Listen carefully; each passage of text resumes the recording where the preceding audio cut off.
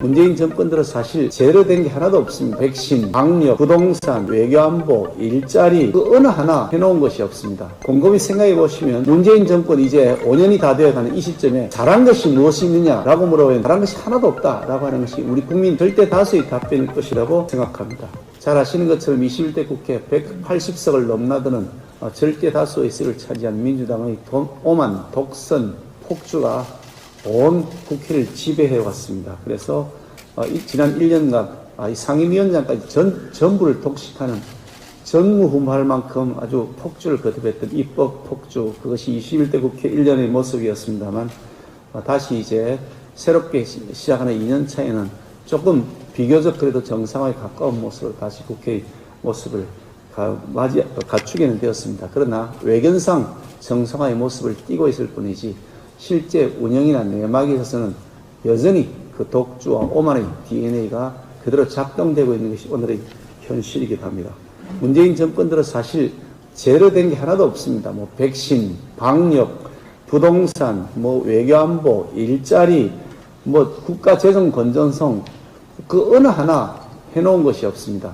곰곰이 생각해 보시면 문재인 정권 이제 5년이 다 되어가는 이 시점에 잘한 것이 무엇이 있느냐라고 물어보면 잘한 것이 하나도 없다라고 하는 것이 우리 국민 절대 다수의 답변일 것이라고 생각합니다. 거기에 더해서 이제 법치주의 그리고 국민의 인권 그리고 언론 출판의 자유까지 이제는 깔아뭉개겠다는 이런 불순한 모습을 보이고 있어서 이제야말로 정말 대한민국을 살리기 위해서는 반드시 정권 교체를 해야 된다는 절체절명의 역사적 사명이 우리에게 주어져 있다. 저는 그런 확신을 가지고 있습니다.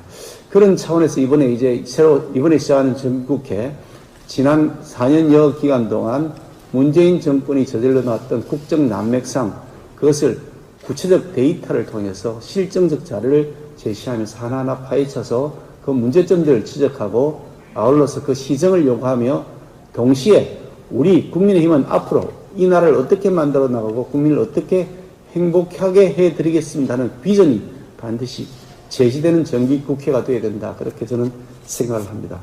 단순하게 상대방의 실수를 기다리는 것이 아니라 정말 민생을 챙기고 나라를 살리고 국민들에게 행복을 가져다 줄 수 있다는 확신을 주는 정당, 그 수권 정당의 모습을 이번 정기국회에서 꼭 보여드려야 된다. 그런 소명감을 가지고 임해야 될 것이라고 저는 믿습니다.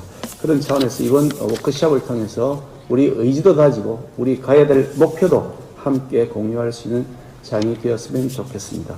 참고로 지금 진행되고 있는 언론 재갈법이라고 볼 수밖에 없는 그 내용들에 대해서 여전히 지금 아무것도 해결된 것이 없이 다시 원점에서 다시 논쟁이 시작되고 있습니다. 한시도 이 문제를 우리가 놓칠 수 없는 과제이기 때문에 관심들을 가지고 의원님들께서도 적극적으로 챙겨주시길 부탁드리고 특히 거기에 포함되어 있는 위헌적 요소들은 반드시 삭제해야 된다. 징벌적 손해배상 그리고 이 고의 중과실의 추정, 열람 차단 청구권 이 부분에 대해서는 반드시 3대 이 독소를 드러내야만 거기에서 삭제해야만 제대로 된 언론중재법을 우리가 처리할 수 있다는 확신을 가지고 여러분들께서 임해 주시길 부탁을 드리겠습니다.